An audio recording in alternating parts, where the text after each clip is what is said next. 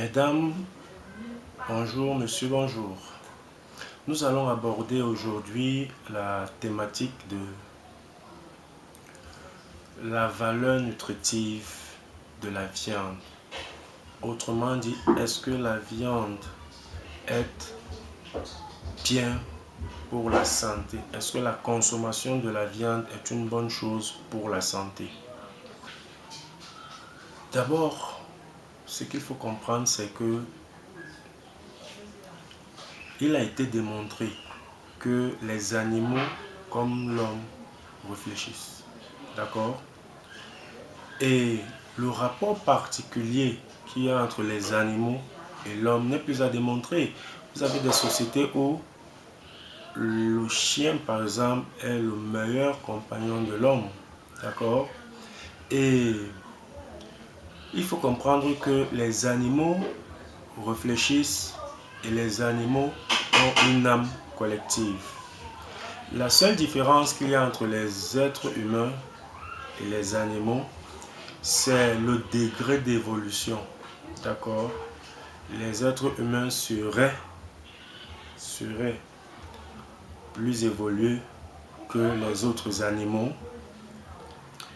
Mais cela ne donne pas le droit aux êtres humains de se sentir supérieurs. Parce que comme nous allons le démontrer plus tard, chaque maillon de la chaîne de la vie a une égale importance, a une valeur égale. D'accord? C'est comme dans la société humaine, vous pouvez être directeur général, mais vous avez besoin du planton. Vous pouvez être artiste, vous avez besoin d'un producteur, vous avez besoin de gens pour acheter. D'accord? Vous pouvez être grand médecin, vous avez besoin du mécanicien pour dépanner votre voiture. Donc, il faut comprendre que tous les maillons de la chaîne de la vie ont une égale importance. C'est d'ailleurs Mahatma Gandhi qui l'avait compris en premier. C'est pour cela qu'il avait dit, et je vais lire ce passage-là pour vous, que on reconnaît le degré d'évolution d'une société à sa manière de traiter les animaux. C'est Mahatma Gandhi qui le disait en son temps. Cela signifie quoi? Cela signifie que lorsque l'homme parviendra à mieux comprendre le langage des animaux, à mieux décrypter la communication des animaux, il réalisera son erreur de s'obstiner à les manger. Voilà. Donc, comme on n'arrive pas encore à comprendre la communication des animaux, on en arrive à les croire inférieurs à nous et en fait, ils sont là pour l'équilibre de l'écosystème. Ça, il faut le comprendre. Donc, en Afrique, on l'a compris, heureusement, il y a des communautés, au Cameroun par exemple, dans la région du centre, où la tortue, n'est-ce pas, a une très grande valeur symbolique. La tortue n'est pas que un animal banal, c'est un totem en fait, c'est une forme de gardien de tradition, une forme de gardien de la culture, une forme de protecteur, d'accord? Donc ce qu'il faut comprendre, c'est que la dimension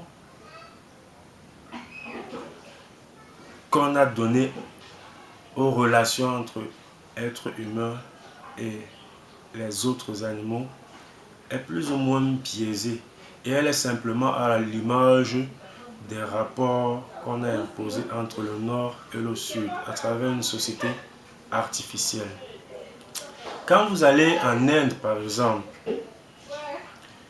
il y a ce qu'on appelle la dévotion au rat.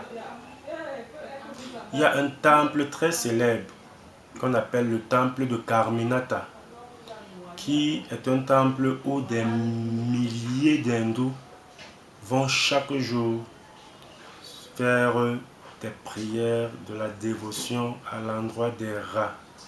Et dans la mythologie hindoue, il est démontré que les âmes des dévots hindous, des personnes pieuses, se réincarnent à travers les rats.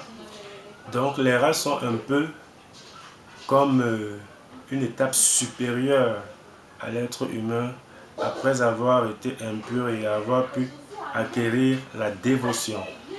Donc ce qu'il faut comprendre, c'est que en fonction des sociétés, l'importance qu'on accorde aux animaux diffère.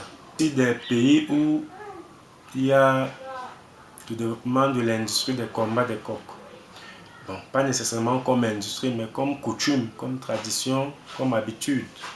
Et dans ces pays-là, quand vous regardez comment le propriétaire d'un coq peut traiter son coq, qui représente tout pour lui, vous comprenez que le rapport entre animaux et êtres humains peut être perçu de plusieurs façons. Jusqu'à un passé récent, certains êtres humains dits civilisés prenaient d'autres êtres humains pour des sous-hommes pour la simple raison qu'ils avaient une couleur différente ou une culture différente. Cela veut dire quoi? Cela veut dire que nous avons bon espoir que nos rapports avec les animaux vont évoluer avec le temps et que non pas que les animaux vont changer, mais nous allons changer la perception que nous avons des animaux en leur accordant une importance plus grande.